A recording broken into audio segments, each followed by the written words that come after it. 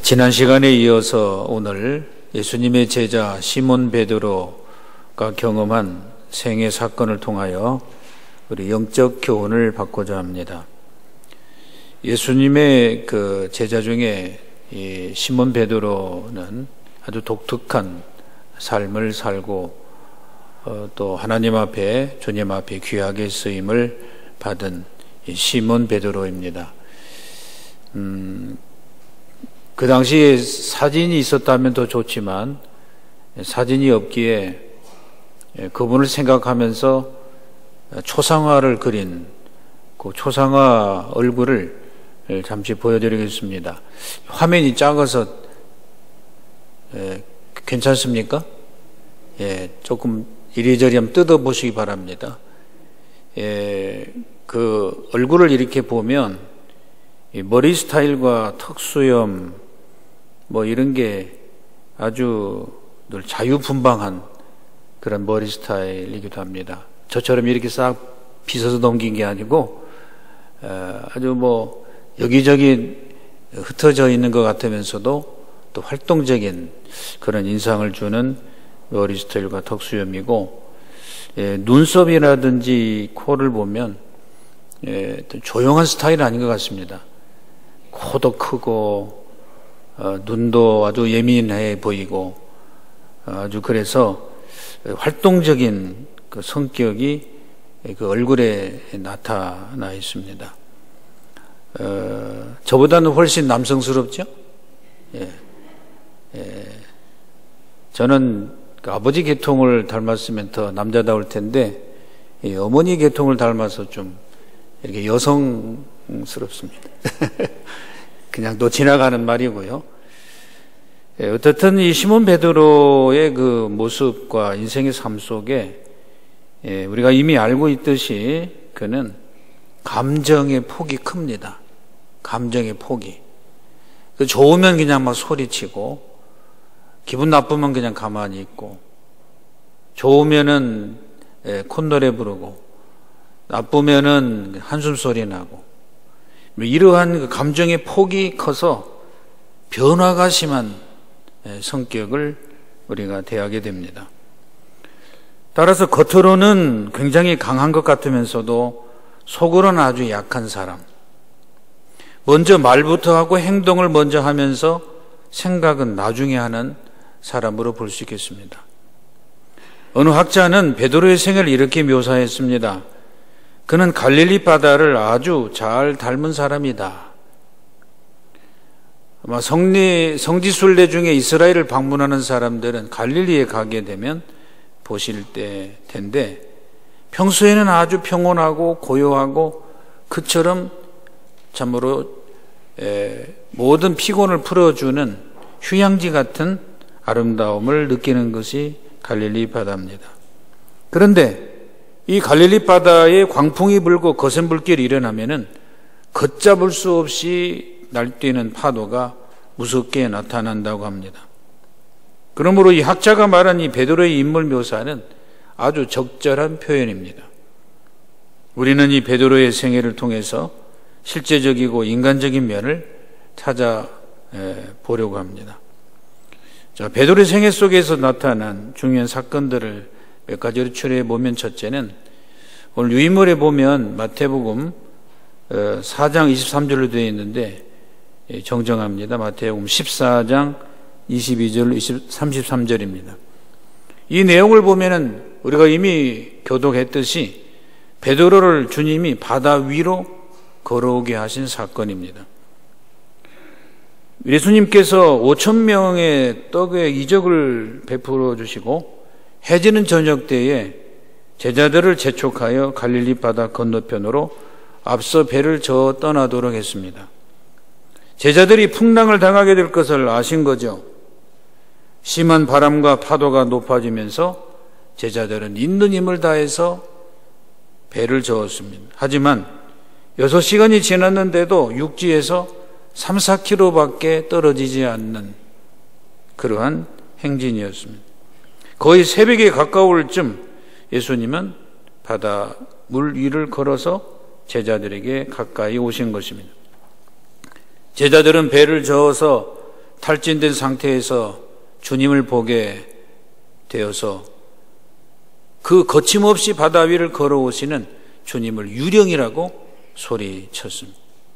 예수님은 그때 급히 내니 두려워 말라 말씀을 하셨습니다. 자, 이때에 아무도 이 장면에서 나서지 못했을 때에 베드로가 충동적으로 이렇게 말했습니다. 만일 걸으시는 분이 주님이시라면 나를 명하여 물 위로 걸어오라고 하시옵소서. 우리는 여기에서 이 베드로의 담대함을 볼 수가 있습니다. 아무도 나서지 않는 상황에서 자신을 드러내는 대담한 성격의 한 면을 보게 됩니다. 예수님은 오라 하셨습니다. 베드로를 보세요. 배 밖으로 넘어서 발을 내딛고 파도를 밟았습니다. 대담한 성격 아닙니까? 그리고 물 위를 걸었습니다. 예수님께 갔습니다. 그러자 제 정신이 들었는지 베드로는 발밑을 보고 바람을 보았습니다. 네, 두려워졌습니다. 그 순간 그는 바닷물 속에 빠졌습니다. 소리쳤습니다. 주여 나를 구원하소서. 여러분, 이 장면은 베드로의 사람됨을 잘 보여주고 있습니다. 주님을 바라보면서 담대해졌던 베드로, 그러나 바람과 파도를 보면서 담대함은 어느새 사라지고 말았어요. 여러분, 이러한 베드로를 주님이 보시면서 무엇이라 말씀하셨습니까? 믿음이 적은 자여 그랬어요. 믿음이 없는 자여 낙심하지 않으셨습니다. 베드로는 분명 믿음의 사람이었습니다. 믿음이 있었기 때문에 바다 위를 걸었던 것입니다. 그런데 그 믿음을 계속적으로 지키고 주님을 신뢰하는 일에는 실패했다는 말입니다. 베드로 사역 중에 이 사건은 베드로의 일생을 조명해 볼 수 있는 사건이고 모습입니다. 그는 순간 담대함을 가졌습니다. 또 조금 있다가 그냥 또 담대함이 사라지고 말았습니다. 그것은 베드로에게 다가오는 세상의 두려움 때문에 그렇습니다. 존 하리 차라는 작가가 행복한 멈춤이라고 하는 책에서 이런 말을 했습니다. 사람이 믿음 생활의 적 중에 하나가, 가장 무서운 적 중에 하나가 뭐냐면 두려움이라고 그랬습니다. 인간의 적은 가난도 아니고 질병도 아니고 전쟁도 아니다. 문제는 두려움이다. 이 오직 두려움이 우리 인류의 적이라고 그랬습니다. 바로 이 두려움 앞에 베드로는 꼼짝 못하고 지배를 받고 말았던 것입니다. 그래서 그 믿음을 계속적으로 지키지 못했던, 주님을 신뢰하는 일에 실패했던 이 베드로의 모습, 오늘날 우리들의 모습일 수가 있습니다. 이 세상에 살아가면서 신앙생활에 멈칫거리게 하는 그 일 중에 하나가 바로 이러한 우리를 두렵게 하는 어떤 대상이 바로 우리를 신뢰에서 멀어지게 하고 실패하게 한 것이다. 이렇게 볼 수 있습니다. 자, 두 번째는 마태복음 16장 13절로 22절의 내용인데, 여기에 보면 이제 베드로의 신앙 고백이 나옵니다. 예수님께서 가이사랴 빌립보 지방에 도착하셨습니다. 이 지방은 로마의 군대가 주둔했던 것이고, 가이사 황제의 신전이 있고 이방인 우상들이 건립된 그런 우상의 땅입니다. 바로 이곳에 주님이 제자들과 함께 도착을 하셨으면서 거기에 땅을 거니시면서 제자들에게 바른 신앙의 고백을 요구하신 것입니다. 그래서 사람들이 나를 누구라 하느냐,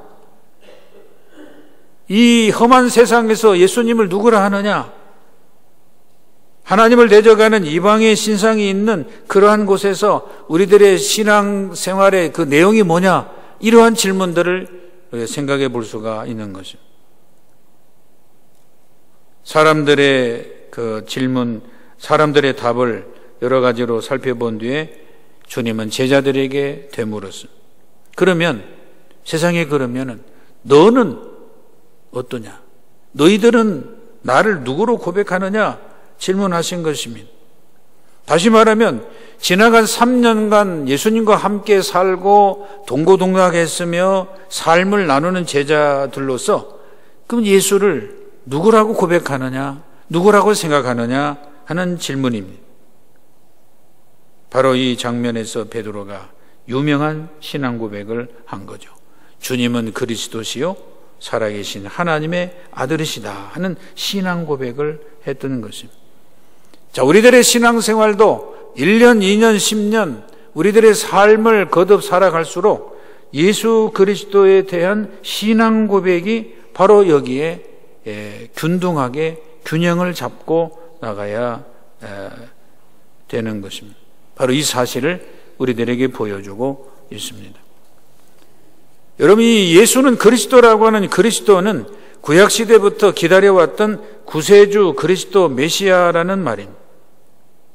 막연히 어떤 선지자 중에 한 분도 아니다.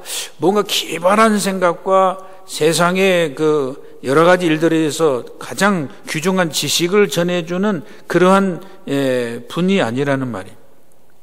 어떤 기적을 놀랍게 행하는 그러한 분이 아니라는 말입니다. 여기서 그리스도 메시아 구세주라고 하는 말은 정말 우리들의 전 삶을 걸을 수 있는, 어떻게 보면 영적인 도박인, 영적인 삶을 내가 맡길 수 있고 내가 받을 수 있는 그러한 주님이시라는 말이 그리스도 메시아 구주라는 말입니다. 오늘 우리들의 삶에서 내 삶을 정말 잘 되게 할 수 있는 진정한 최고의 그 길은 뭐냐? 바로 그리스도 메시아이신 예수님이 우리들의 답이 되신다라고 하는 그 사실을 우리가 찾아볼 수가 있는 것입니다. 그리고 예수님이야말로 모든 문제의 중심이고 핵심이고 해결책이다라고 하는 그 주님을 향해서 부르짖고 그 주님의 음성을 들을 수 있는 분이 그런 사람들이 하나님의 귀한 성도인 것입니다. 오늘 우리들의 성도의 신앙의 삶을 바로 그렇게 생각을 해야 할 것입니다. 예수님이야말로 진정 우리들의 해결책이기 때문에 그 예수를 구주로 고백하며 주님으로 우리가 부를 수 있는 믿음의 삶을 계속 유지시켜 가시기를 축원합니다. 예수님이 우리의 구주 되시다. 예수님이 우리의 구주 되시다. 예수님이 우리의 그리스도 되신다. 바로 우리의 삶의 해결책이다. 이것을 분명히 잊어버리지 말라 하는 것입니다. 그것을 알고 깨닫고 나아가라 하는 것입니다. 이 예수는 그리스도라는 이 베드로의 고백을 주님이 들으시면서 이렇게 말씀하셨습니다. 이는 하늘에 계신 아버지께서 알게 하셨다 그랬습니다. 오늘 우리들도 마찬가지입니다. 하나님의 백성들이 마음과 영혼과 입술로 예수를 그리스도 구주로 고백하는 것은 사람의 일이 아닙니다. 하나님이 하시는 놀라운 일입니다. 하나님께서 알게 하신 신비한 일입니다. 이 신앙의 고백은 오늘날도 계속되어야 할 것이고 매일매일 주님 앞에 고백해야 할 것입니다. 예수는 그리스도, 예수는 내 구주가 되신다라고 따라합니다. 예수는 내 구주이시다. 예수 내 구주. 그 예수님이 오늘도 우리들의 구주 되심, 이 본질과 이 핵심을 우리가 계속해서 고백해 나가면서 우리의 삶이 그 주님이 해결해 주시는 놀라운 일 때문에 우리 모두가 하나님 앞에 할렐루야 찬송하시길 바랍니다. 주님 앞에 이 구주 되신 주님이 내 문제를 해결해 주셨다 하는 그런 신앙의 본질인 것입니다. 또한 주님은 마태복음 16장 21절 이하에서 자신의 죽음과 고난을 예언하셨습니다. 이때 베드로는 그리하시면 안 된다고 그랬습니다. 베드로가 예수를 붙들고 항변을 했습니다. 꾸중하고 나무랬습니다. 주여 그리 하지 마옵소서. 이 일이 결코 주님께 미치지 못하겠습니다. 아니하리이다. 여러분, 이 베드로의 이 고백은 사실 자기 자신의 솔직한 고백이었을 것입니다. 하지만 베드로는 하나님이 하시는 일과 하나님의 뜻을 다 헤아리지 못하는 순간이었습니다. 하나님의 구원의 역사를 이루는 십자가의 죽음과 그에 따른 고난을 막아 세우는 말과 행동을 자기가 한 것입니다. 이 모습이 한편 예수님을 위하는 일 같아 보여도 그러나 그것은 큰일 날 일입니다. 만약 구주 예수 그리스도께서 구원의 역사를 이루어가신 그 일을 방해하고 막아버리면 또 설사 예수님을 돕는 측면에서 생각했다 할지라도 그 일은 하나님의 대적자가 되는 큰 위험한 생각이고 행동이 된다는 말입니다. 만일 베드로의 항변대로 예수님에게 십자가 고난이 없었다면, 예수님이 겟세마네 동산에서 피땀 흘리며 고민을 하지 않으셨더라면 인류의 구원의 사역은 이루어질 수가 없었다는 말입니다. 그건 하나님의 뜻이 아니었습니다.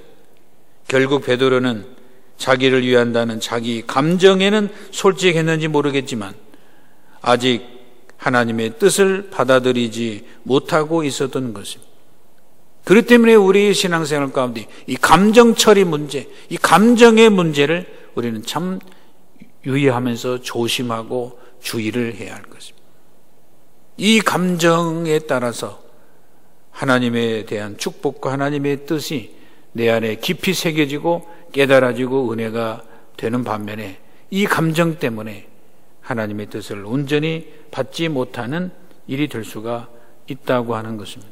그래서 하나님의 하시는 일을 막아 세우는 그런 일이 돼서는 안 될 것입니다. 이때 예수님의 응답입니다. 사탄아, 내 뒤로 물러가라. 베드로를 향해서 하는 말인데 이것은 무엇을 가리킵니까? 다시 말하면 감정적인 사람들이 저지르기 쉬운 또 위험한 모습을 지금 가지고 있구나. 네. 예수님을 위하고 예수님에게 잘 해드린다라고 하는 그러한 솔직한 고백을 넘어서서 이제는 주님의 하시는 일을 막아 세우는 그러한 일이 될 수도 있다라고 하는 것입니다. 그래서 신앙생활에 매우 조심할 일이다 생각을 합니다. 다음 요한복음 13장 4절로 9절에 보면 이 최후의 만찬 석상에서 주님께 제자들의 발을 씻기신 대목의 장면이 나옵니다. 이제 예수님의 구원 사역 중에 마지막 시간이 가까워지기 시작을 했습니다. 예수님은 마지막으로 제자들의 발을 씻기셨죠. 제자들은 황송스러워서 죄송스러워서 감격하고 있는데 베드로의 차례가 왔습니다. 그는 자신의 발을 절대로 씻겨주시면 안 됩니다.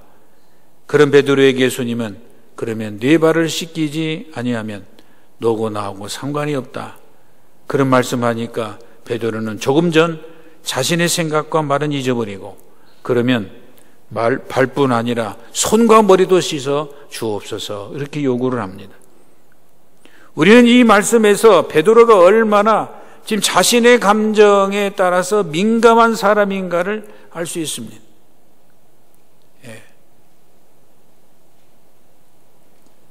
이 주님이 하시는 일을 자기의 감정에 굉장히 민감하게 대비를 하고 있습니다. 베드로는 이런 양면의 모습을 가지고 있죠. 항상 극과 극으로 움직임. 그러니까 언제 어떻게 변할지 도무지 예측할 수 없는 사람이 바로 이 베드로입니다. 언제 어떻게 변할지 알 수 없는. 이게 우리들의 그 심성 속에 아주 더 강하게 있을 수가 있고 약하게 있을 수가 있는데 이걸 우리가 조심해야 됩니다. 항상 이게 언제 어떻게 변할지 모르는. 그래서 하나님 앞에 예배에 이렇게 찬송에 또는 어떤 은혜를 받으면은 마치 천국을 모든 걸 소유한 것 생각이 듭니다. 그러나 세상에 나가서 어둠 속에 살아갈 때에 그냥 힘들고 어려우면은 하나님 앞에 느꼈던 은혜의 감정은 다 사라져버리고 절망과 낙담 속에서 살아가는 것. 또 변화를 언제 어떻게 예측할 수 없는 그러한 이 사람이 베드로입니다. 그렇다면 이러한 사람은 신앙이 견고하지 못합니다. 항상 늘 변할 수밖에 없는 연약한 모습이죠. 근데 예수님이 이런 사람을 예수님이 선택을 했습니다. 예수님이 이런 사람을 훈련시키셨습니다.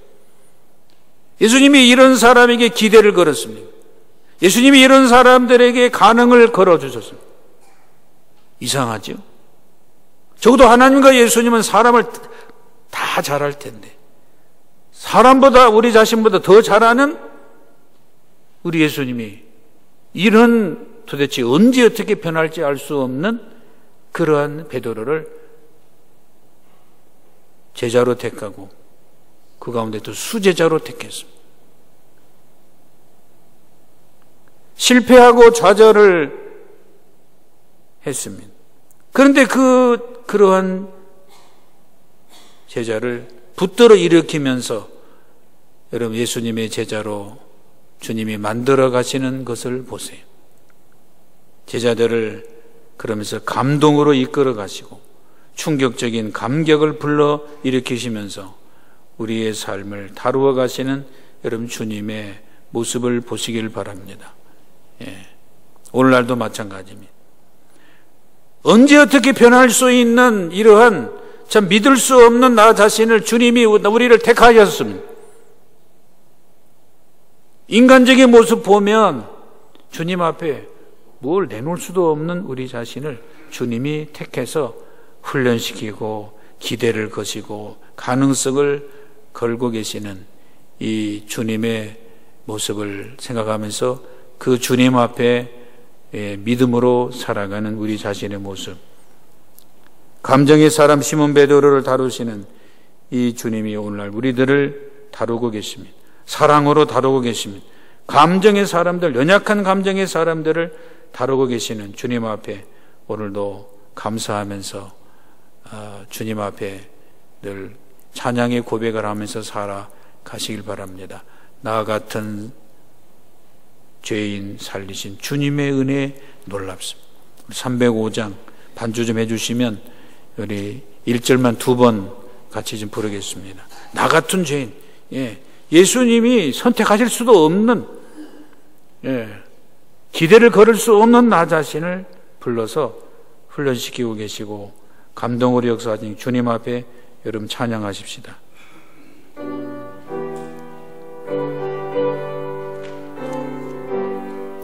나 같은 죄인 살리신 주의 놀라와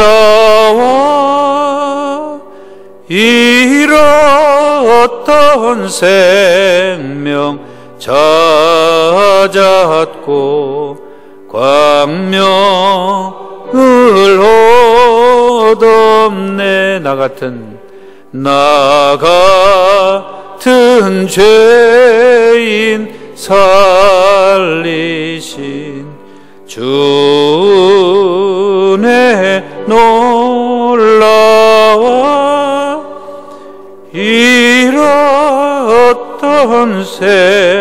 생명 찾았고 광명을 얻었네. 주님이 우리의 아금 광명을 얻게 하신 그 은혜를 감사하면서 주님을 찬양하시고 믿음으로 계속해서 전진하시기를 바랍니다. 마가복음 14장 27절부터 끝절까지 보면 주님을 부인하는 시몬 베드로, 그런데 회개를 하는 시몬 베드로를 보게 됩니다. 예수님 제자들에게 이르셨습니다. 너희가 다 나를 버리리라. 이 말씀이 끝나자마자 곧 베드로가 나섰습니다. 무슨 말입니까? 다 버릴지라도 나는 그렇게 하지 않겠습니다. 이때 예수님이 말씀했습니다. 오늘 이 밤 닭이 2번 울기 전에 내가 3번 나를 부인하리라. 이에 베드로가 자신 있게 말했습니다. 내가 주와 함께 죽을지언정 주님을 부인하지 않겠습니다. 여러분 이 말씀을 보면 예수님은 아셨어요. 미리 뭐를? 베드로의 연약함을 아셨어요. 주님이 우리를 모르는 게 아닙니다. 다 아십니다. 미리 아십니다. 주님을 버리지 않겠다는 베드로의 그 선은 어찌 보면 그것도 베드로의 진심이었어요. 주님을 버리지 않겠다, 주님을 버리고 싶지 않습니다라고 하는 그 진심을 주님이 아셨어요. 그런데 문제는 연약함인 거예요. 베드로는 자신도 그렇지만은 주님이 그것을 더 잘 아셨습니다. 주님이 우리 자신을 더 잘 아십니다. 나보다 더 잘 아십니다. 그렇기 때문에 주님 앞에 문제를 가지고 나와서 기도하고 주님을 바라봐야 될 줄로 믿습니다. 주님이 나보다 우리를 더 잘 아세요. 또 너무 약하다는 사실을 주님은 아셨습니다. 약한 것도 너무 약해요. 제자들은 약하여 주님과 함께 하지 못함을 주님 어디서 하셨냐? 겟세마네 동산에서도 다시 확인을 하셨습니다. 그리고 예수님을 잡으러 온 무리를 베드로가 보고 순식간에 검을 빼어서 무리 중에 한 사람의 귀를 잘라버리고 말했습니다. 용기 있는 대담한 베드로였습니다. 그런데 좀 있다 보면 베드로의 행동이 또 변합니다. 대제사장의 집들에서 주님을 모른다고 저주까지 하면서 예수님을 부인하고 말았습니다. 부인해놓고서 또 아픈 마음을 가지고서 통곡하면서 울고 말았습니다. 회개의 눈물이었습니다. 주님 앞으로 다시 돌아오는 회개의 눈물. 이거 보면 정말 참 인간적인 시몬 베드로를 우리는 충분히 보게 되는 거예요. 우리 자신도 마찬가지로 생각합니다. 인간적인 면, 그것을 우리가 잘 아는 것 신앙생활입니다. 여러분, 신앙은 여러 가지 요소 중에 하나가 내 자신의 인간적인 거, 이거 잘 아는 게 중요합니다. 하나님에 대해서 잘 아는 것이 신앙인데, 하나님을 알면 알수록 인간의 연약함을 더 깊이 알게 되는. 우리도 베드로처럼 예수님 모른다고 저주하면서 부인을 할 수도 있는 이런 우리들입니다. 그러나 그 그러한 부인 연약함 속에서 베드로처럼 또 아플 수밖에 없습니다. 아파야 됩니다. 그게 지당한 일입니다. 그러니까 막 통곡하고 말았습니다. 만약 이 자리에서 통곡까지 안 나온다면 그건 말도 안 되고, 그 다음 회개의 눈물이었습니다. 주님 앞으로 다시 돌아오는 회개의 눈물. 이런 인간적인 시몬 베드로를 주님이 다시 부르시고 용기 주시고 담대히 살게 하신 그 내용이 요한복음 21장에 나옵니다. 네가 나를 사랑하느냐? 3번을 물었는데 첫 번째, 두 번째는 아가페 사랑으로 사랑할 수 있느냐 질문이었습니다. 베드로가 아닙니다. 나는 옛날 같으면은 내가 뭐 잘난 줄 알고서 아가페 사랑으로 하나님을, 성도들을 사랑할 수 있다고 뻐겼지만은 내가 내 자신 생각해 보니까, 너무 연약하고 약한 내 자신을 생각해 보니까 그건 아니올시다. 내가 주님을 사랑한다면 필레오 사랑 정도는 이거는 할 수 있겠습니다. 겸손해졌습니다. 예수님이 3번째 물으셨어요. 그때는 필레오 사랑으로 물었어요. 그러면 너 필레오 사랑, 친구를 사랑하는 그 사랑으로라도 내 어린 양을 먹이고 살 수 있겠습니까? 살 수 있겠냐? 그때에 이 베드로가 인정을 하고 그 자리에 무릎을 꿇었던 그 내용이 요한복음 21장입니다.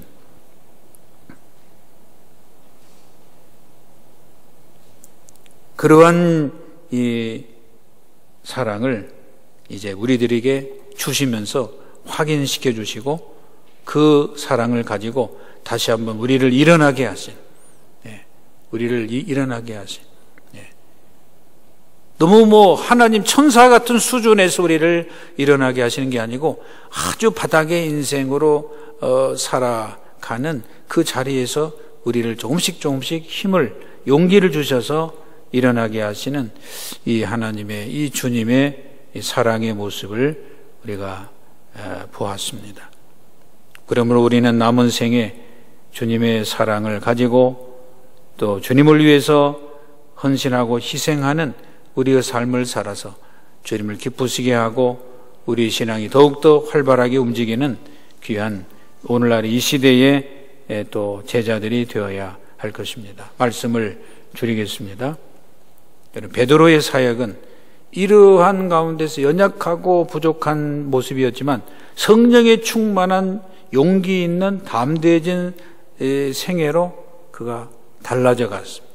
그래서 균형 있는 지도자의 모습으로 점점 변화되어 갔습니다. 우리들의 삶도 그렇습니다. 신앙생활을 1년 더 하고 한 달 더 자꾸 할수록 우리가 금년 안에 2달이 벌써 지났는데 그럼 2달이 지났다면 우리의 삶이 점점 더 주님을 알고 주님을 더 깨닫고 진정한 신앙인으로 성숙해 가는 삶으로 점점 변화되어 가는 것이 우리의 정상적인 모습인 것입니다. 또 앞으로 남은 또 10달 우리가 지나면서 뭔가 더 새로워지고 변화받는 아름다운 모습으로 성숙해 가는 우리 모두가 되시길 바랍니다. 베드로의 사역은 이제 유대인들, 사마리아 사람들, 이방인들, 이제 고린도인들, 로마까지 성경 전체를 훑어보면 베드로가 로마까지 간 흔적들이 있습니다. 그 베드로가 이제 이 땅에서 마지막 남은 자기의 부탁을 베드로 후서 3장 18절에 기록을 하고 있습니다. 한번 찾아보겠습니다. 베드로 후서 3장 18절. 베드로 후서 3장 18절. 베드로 후서는 베드로가 이제 마지막 편지입니다. 베드로 후서 3장 18절에 우리들에게 부탁의 말씀을 하고 있습니다. 같이 읽겠습니다. 오직 우리 주 곧 구주 예수 그리스도의 은혜와 그를 아는 지식에서 자라가라. 영광이 이제와 영원한 날까지 그에게 있을지어다. 아멘. 자라가라. 금년 안에 2달 동안 지나왔으면 2달 동안에 뭔가 자라가야 됩니다. 앞으로 10달이 남았으면 금년 안에 그럼 앞으로 10달을 통해서 뭔가 하나님 앞에 자라가는 변화되는 삶을 우리가 살아가야 될 줄로 믿습니다. 그러게 되기를 축원합니다. 그래서 뭔가 하나님 앞에 자라가는, 그래서 하나님의 영광이 영원한 날까지 늘 우리들의 삶에서 일어나는 것입니다. 그러므로 우리는 내 약점이 오히려 주님 앞에 아름답게 쓰임받고 변화받을 수 있는 귀한 모습임을 다시 기억하면서 혹시나 하나님이 깨닫게 주시는 약점과 부족함을 극복하기 위해서 주님을 의지하고 성령의 힘을 통해서 내 믿음이 계속해서 자라고 변화되어 줄 수 있는 일에 시몬 베드로의 인생이 우리들에게도 이정표가 좀 되었으면 좋겠습니다. 앞으로 계속되어지는 예수님의 제자를 통해서 우리 자신의 모습들을 한번 비춰보아 좋은 제자 되어지기를 축원합니다. 기도하겠습니다.